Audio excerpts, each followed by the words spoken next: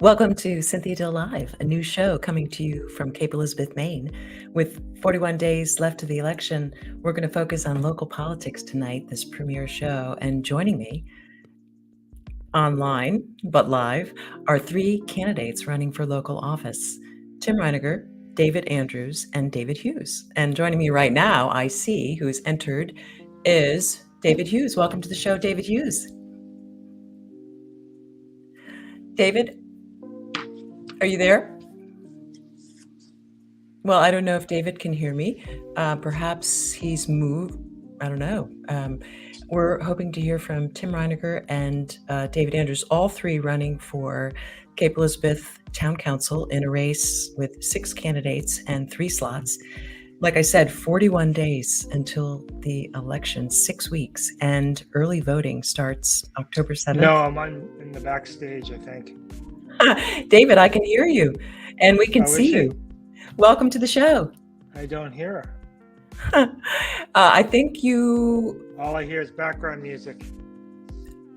Let's see. Well, I'll turn off the background music. And can you hear me now? I don't know why you can't hear me. My name is... Well, let me try this. I'm going to log out and log back in without these. David Andrews has just joined the studio. Welcome, David Andrews. Can you hear me? Oh, wait a minute. Fine, thank you. I can hear David. Yeah. Well, I'm sorry that you can't hear me because I'm the host of the show. So we have David Andrews, David Hughes, and we're waiting for Tim Reiniger. There's a lot going on. David, can you hear me? Yeah. Yes. Okay. All right. So we're live. Tell Cynthia, can she hear you? Let's see. David Hughes is having technical difficulties, and I'm not sure why, but I am going to focus my attention for the moment on David Andrews. David Andrews, can you hear me? Yes, I can hear you fine. Well, thank you so much for joining the show. I appreciate it. I've been out busy putting out signs and issuing palm cards to everybody going door to door. Now, why are you running for town council in this crazy political environment? Well, the main reason is I was born and raised here. I came up, my parents moved out here in 1962 when I was 4 years old. And I just remember the old Cape, there were the Jordans and there were the Murrays and a lot of other people, well-known people in the community. And, it seemed everybody got along with everybody. Right now, it just seems so divided in this town. Let it be, on the school, against the school, be a Democrat, be a Republican and all that. And that's just not the Cape I remember. But one of the biggest things that my main focus more than anything is I've spent over the probably last month or so meeting more people than you can imagine. If I say 200, I'm probably not, I'm being conservative on that. But there's so many people out here struggling. And when I say struggling, I'm talking financially. I've talked to people that elderly couples that one of their partners passed away, so now they're on one Social Security check. I've talked to a lady that goes back and forth to Bath, Maine. Every time the gas goes up, that affects her. I talked to a family that they make around $82,000 after taxes, and they are struggling. They said the time they make their house payment, car payment, food, and all that. What do you think you can do for them? I can help by first thing is on this school, because this school is going to raise taxes 12%. All right, we're going to get to that. But I want to see that we have now, hopefully, David Hughes, are you with us? I am. I can now see good. you. Good. I'm glad. I'm sorry about the earlier technical difficulty, but I'm glad you've joined. And also joining us is Tim Reiniger. Tim, can you hear me?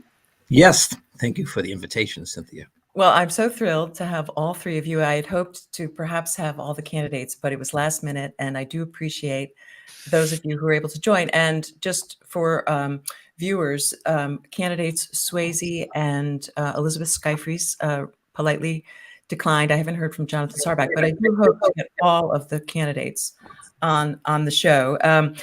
There's 41 days, there's 6 weeks, there's a lot of issues, but the main one is the school bond, and there's been a lot of talk on it. And I think everyone generally knows that the three of you are voting no on the school bond. Is that fair? Am I wrong about that? No, you're correct. Okay. Correct. Yeah. So I guess I'm going to start the conversation. David Andrews, if you're elected to the town council and the school bond passes, do you still feel like you can be effective? And what would you do in that instance? I would go back and review all the drawings, the specs and everything and see where we can make cuts there. Because what I found in the past, architects like to put a lot of fluff in drawings and, a lot of, how do I want to say it? A lot of things that we'd like to have, but are they really necessary? And I just think if it does pass, I still like to have the opportunity, which I really didn't have the opportunity when I was on the SBAC, to have that opportunity to go through the drawings. Because these architects and our architect and our owner's rep are both on hourly wages. The bigger the project, the more hours they can charge. And I would like to get a better handle on that. Okay, well, David Andrews, so are you saying though that if you're elected to the town council and the school bond passes, that you won't simply implement it? You'll continue to work to reduce the costs. David Hughes, I'm curious what your response is to that question. If you're elected to the town council and the school bond passes, something that you are opposed and something that seems to be one of the issues really driving the candidacy of a lot of people, what will you do in response to the bond passing?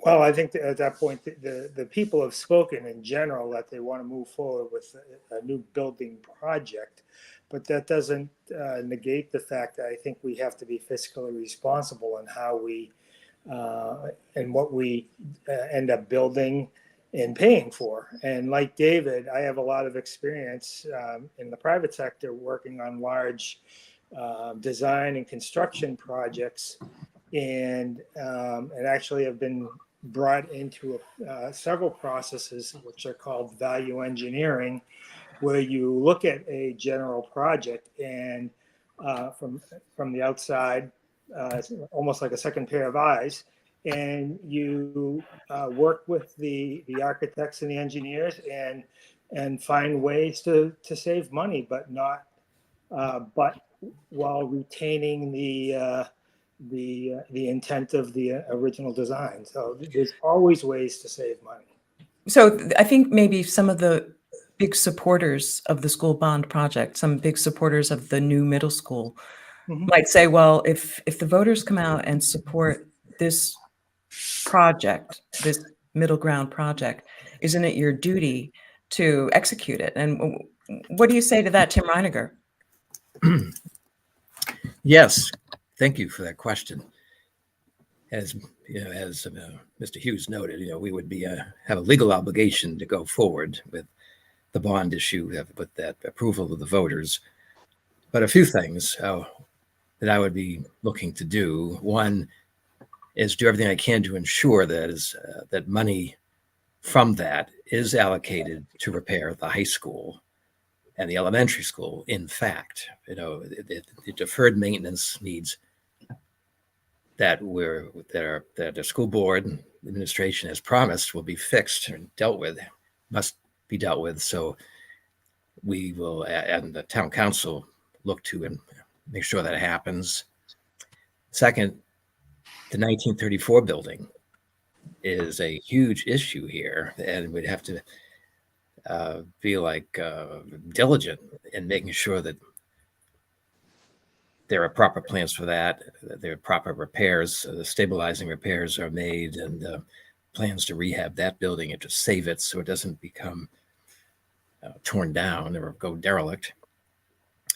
Then third, I think we all have to get back to basics here as to what is required for quality education and look to our rankings. And U.S. News World Report recently did a study that has Cape Elizabeth number 15, public schools number 15 in Maine, number 8 in Cumberland County. And none of the criteria listed the age of buildings. It was all about how are the science programs, the test scores, reading scores, and all the other items. Nowhere in the rankings is the matter of how old the buildings are a factor. So what are we doing here? We've got to get back to the basics of looking at the quality education and not being so fixated on the buildings. Well, let's talk about the school bond is really driving the conversation around town in a lot of places, and it's sort of like it's drowning out the conversation about other issues that people care about. And I'm just curious, the three of you must have other issues that you care about. So setting aside for the moment the school bond, and as opposed to my first question, assuming it does not pass, and therefore your position uh, is carried, what else is your priority if you're elected? Let's start with you, David Hughes. What other issues, name one or two issues that you as a new town councilor would want to focus on? Well, first of all, I'd like to focus on making sure the town retains its charming character that it has. We all moved here for reasons, and with that, is making sure that any zoning changes that we make, are made with that goal in mind. One of the things that and that I have a lot of experience in is with regard to asset management, and this is not just the school, but the town in general has many $1 million of assets that we have to plan for their replacement over time, and because of poor asset management, we're kind of in this position with the school, and that's something I think that we have to really take that and start planning for the future and how to maintain our assets and maintain our community as we see it. David Andrews, what about you? What's another issue besides the school bond that's driving you to run for town council? Or is there another issue? Yeah, there is bringing small businesses to this town. How do you plan to do that as a town councilor? I was thinking, I put some thought into that, and I just think is possibly changing some of the restrictions or the legal laws or anything for some of these small businesses. Work with these small businesses instead of just putting the rules on, work with them, compromise a little bit. Now, Tim Reiniger, if the school bond doesn't pass and you're the chair, you're going to have a lot of work to do. In addition to addressing the emergency needs at the school and figuring out what's going to take place instead of the middle ground, what are the other issues that are on your top of mind going into the next 3 years? Sure. So, well, of course, as you mentioned, if the school question fails, we'd have to look at immediately coming back with another option. Now, I had proposed last year as an option for the voters an amount of $42 million to cover the critically needed repairs, which I maintain we still need to do one way or another. And so that will still have to be dealt with, all the deferred maintenance. But the other priority, certainly, we talk about what makes Cape such an amazing town. I think it's the only town community like this between Boston and Nova Scotia, with this type of the farmlands and the rural areas and the trails. It's a special place. It hasn't happened by accident. It's been the work of many generations of leaders here in this community, and we have the burden now to continue that.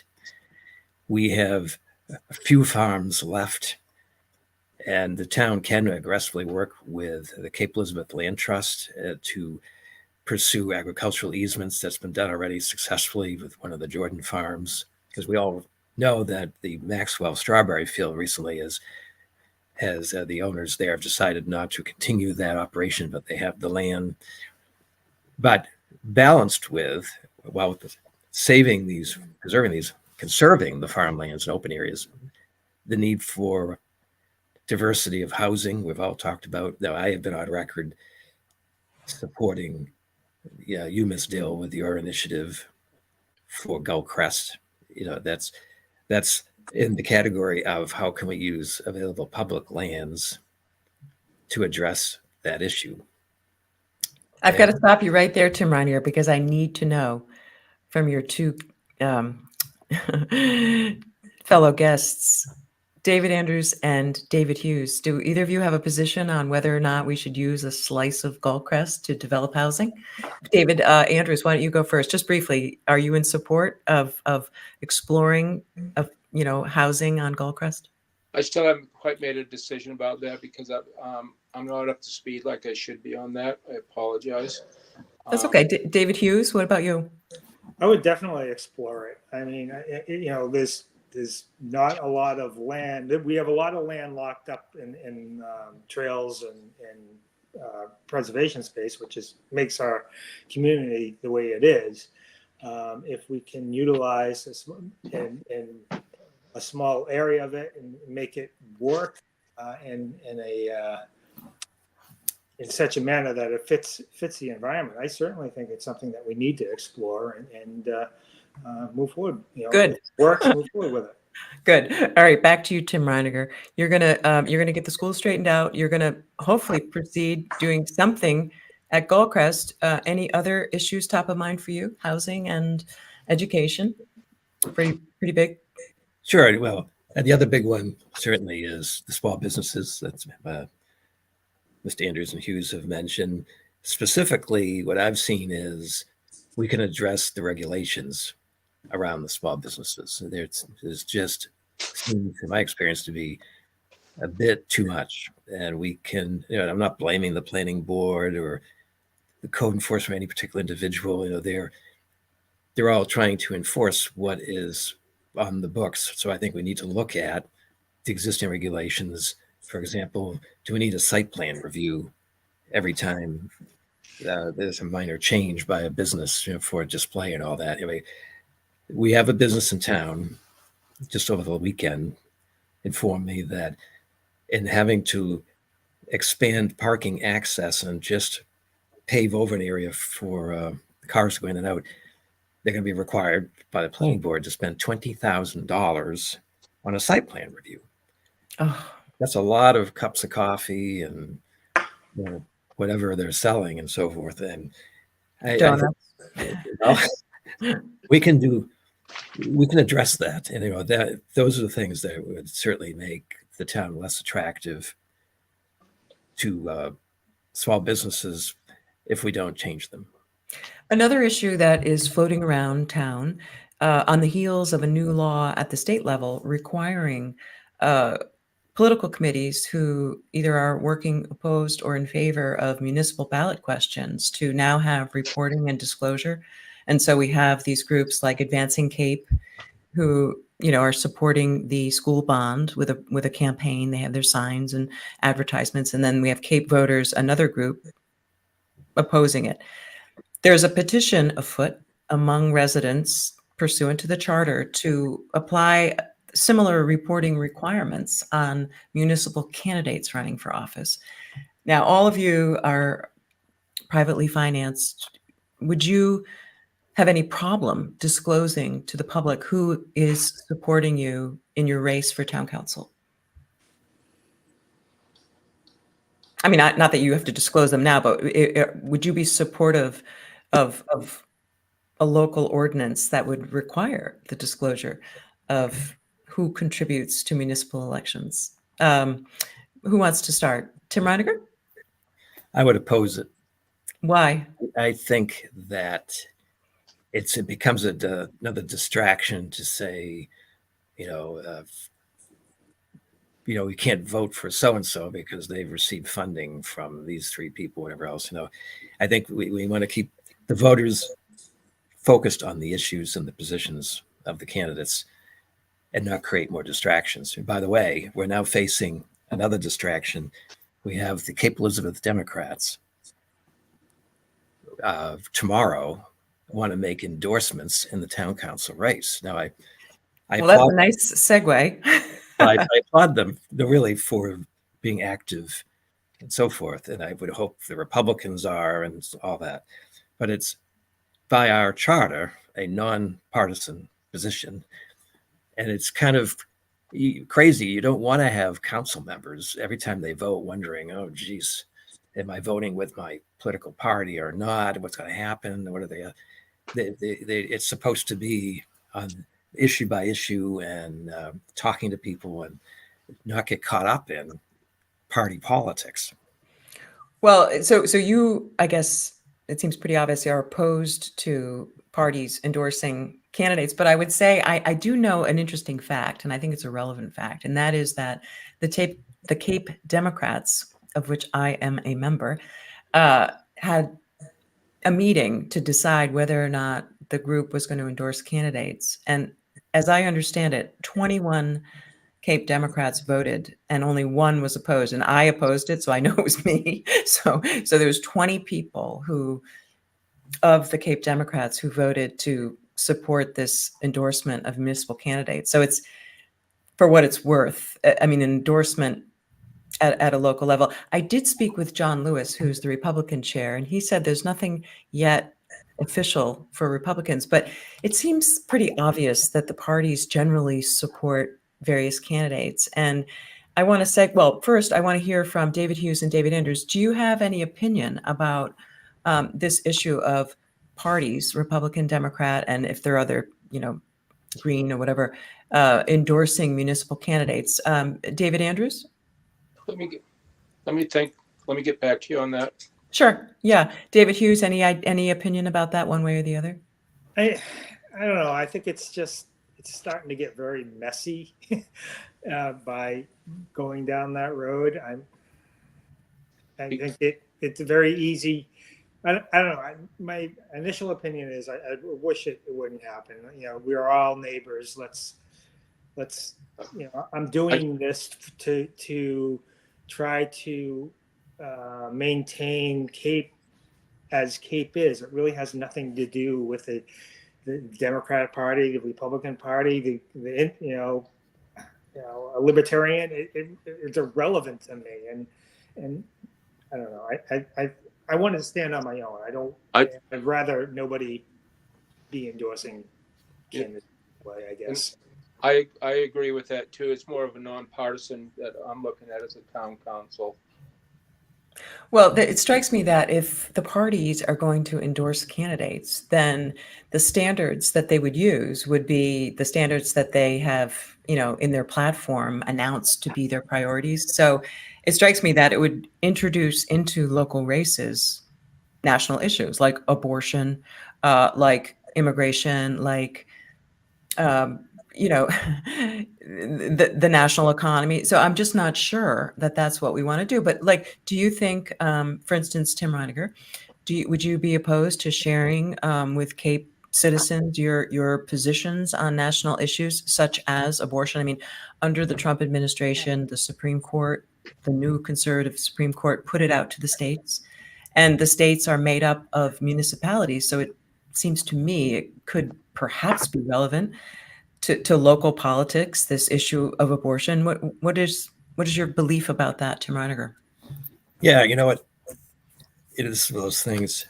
I would say as leaders of the community on the town council, a fundamental part of our job, and even as candidates tonight, is to help the citizens to know what to focus on.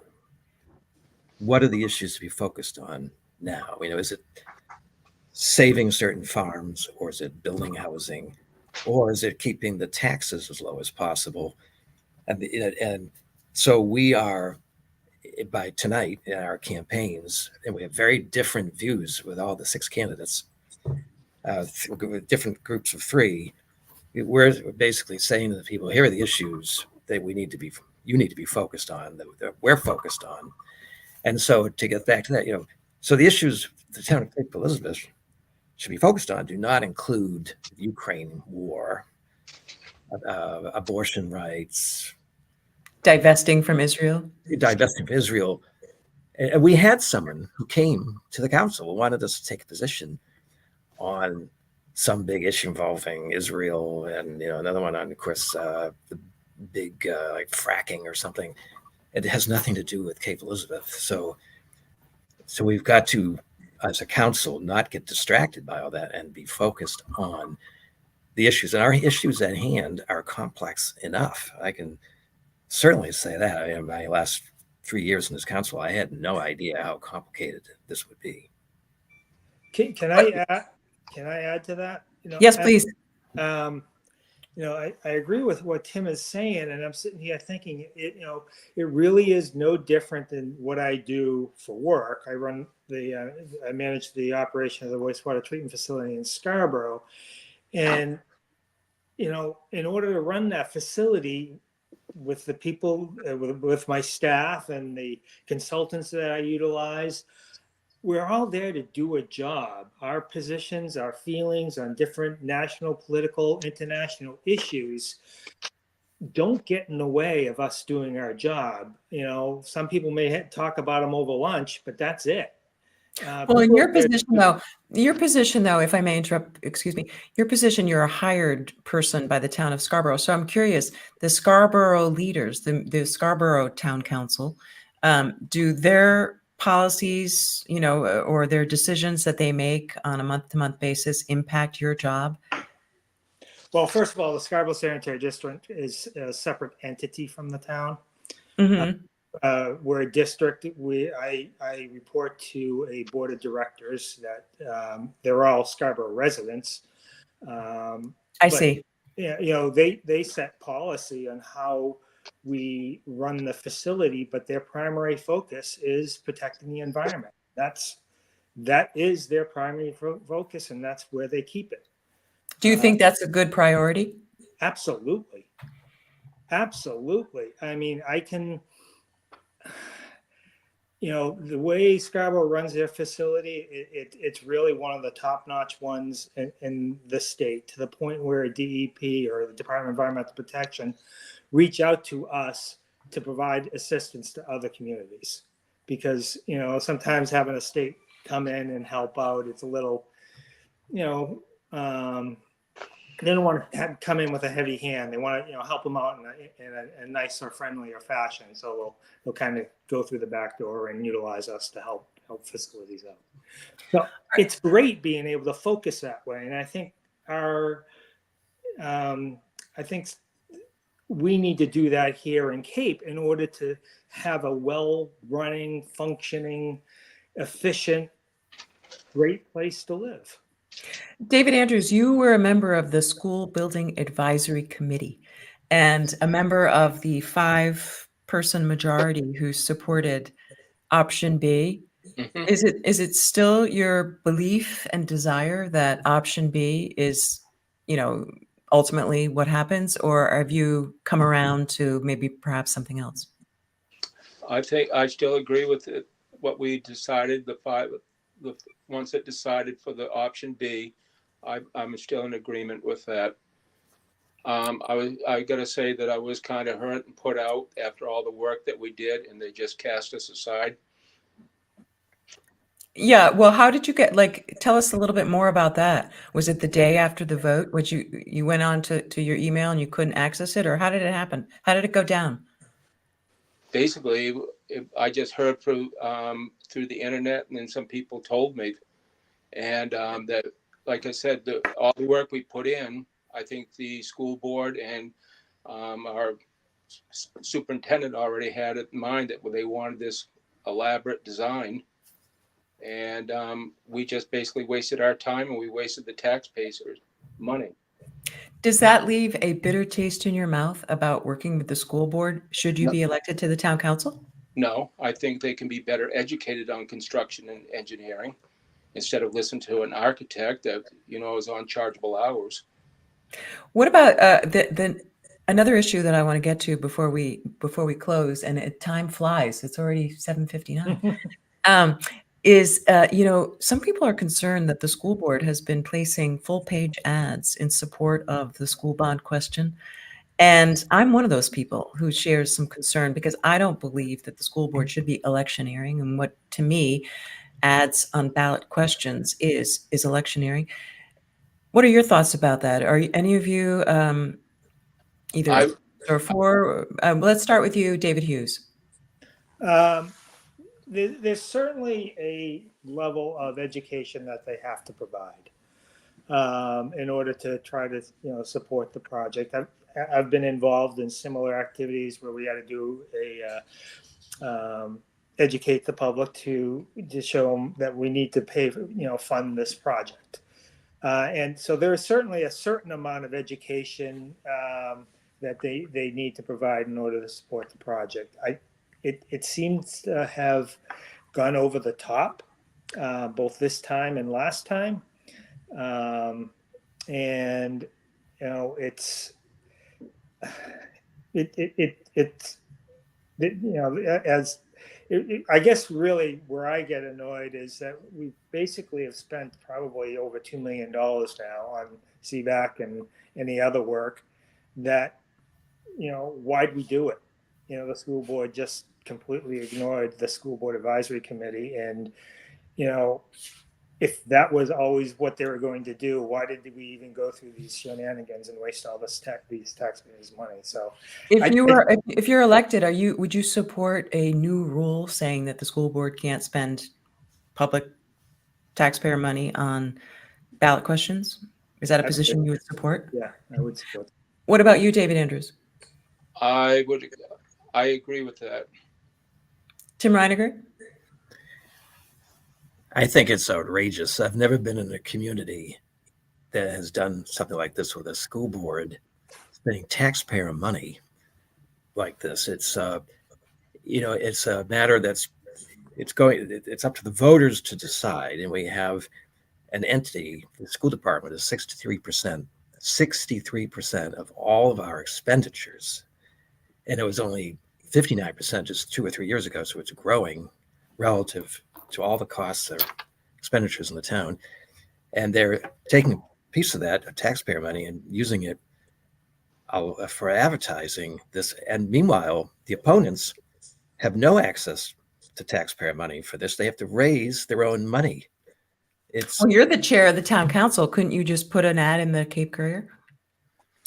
Well, we're going to explore that. You know, we're going to be putting that on the agenda. To your point, Cynthia, should this even be banned going forward on having any entity of the town? See, the little conundrum we're in here is that the town council goes forward and does an ad, then we're being just as bad in a way as the schools. You know, I think we have to rein it in and somehow prohibit this period going forward. Well, what concerns me is that I mean, I know slippery slopes are overused, but what's to prevent the school board from endorsing candidates, you know, or supporting a referendum question on housing at Goldcrest? I mean, to me, if it's legal and authorized for the school board to be taking a position on a ballot question and expending taxpayer money to, you know, electioneer to advocate, I don't see where the line is. I don't. And it's concerning to me. I think at least at a minimum there should be a disclosure. Let's see well, we only have 41 days. October 7th, early voting starts. What's the ground game for the candidates at this point? I mean, is it just are you just out there talking to people? What's your plan to win? David Andrews, let's start with you. Basically, what I'm doing is going out, meeting all the people. I've got palm cards that I've got with on my strategy and what I want to do for the town. And I'm basically going door to door. I'm spending a lot of time at Fort Williams and spending time at all throughout. I don't think I'm exaggerating. I've probably talked to over 400 or 500 people since probably in the last 4 or 5 weeks. More and more, and they're recognizing me more and more and come up and talk to me. Fort Williams Dog Park, people all know me there now. They come up and talk to me and tell me different things. Are you a dog person? Oh, definitely. Oh, my goodness. You got my vote. No, I'm just kidding. Tim Reiniger, what's your plan to win? Well, I'm doing what I did the last time. I'm, putting ads in the Cape Courier, and I will do a mailer. But I'm also walking neighborhoods, going door to door as Mr. Andrews is doing. And I've already hit a bunch of neighborhoods, and it's invaluable to find out what's motivating people or not, how they're reacting. And then finally, spending a bit of time at the swap shop. And in fact, I've gone down twice and what do you know? Mr. Hughes is there one time, and then Mr. Andrews is there another time. We're the only candidates there at the swap shop, and it's a great experience because you never know what you're going to get when it's someone. Oh, I've spent a lot of time at the swap shop. Oh. Oh my God. I don't think people are probably so glad that I'm not there. Property tax bills went out yesterday. Our Ooh-wee. taxes where I live are going down slightly. I'm just curious, without disclosing that amount, are you willing to share if your taxes are going up, going down, or staying the same? David Andrews? I haven't looked yet, to be honest. Good for you. David Hughes? I looked when the initial numbers came out, and I haven't seen the newer ones yet, but we were targeted to be going up by a significant amount. Yeah. Tim Reiniger, what about you and your family? Are you getting an increase? Our neighborhood, our street, interestingly, has stayed about the same. Well, it's going to be, I think the tax bill's coming out, and people like me who do their federal taxes get an extension and file them by October 14th. It seems to me that might have an impact on how people vote going into the polls, which will open soon. Before we leave, I would like to give you all an opportunity to either say something that you wished you had said, or to just conclude with any remarks. I hope to have you back again, but for tonight, if there's anything else you'd like to say about your race, about the town, the state of the world, let's start with you, David Hughes. Well, I just trying to introduce myself to people. I consider myself, well, I'm an Eagle Scout, and my son's actually just getting his Eagle Scout. He's just finished up his project. Congratulations. Thank you. So I've been fully involved in the scouting program and my entire life, and I got to say, I've always, functioned that way and used the tenets of scouting to help me move through life and negotiate through life. And I really I want to let people know that that's how I'll approach being a counselor if they choose to elect me. I'm not interested in the partisan issues. I'm just interested in what is best for Cape and keeping the character that we have.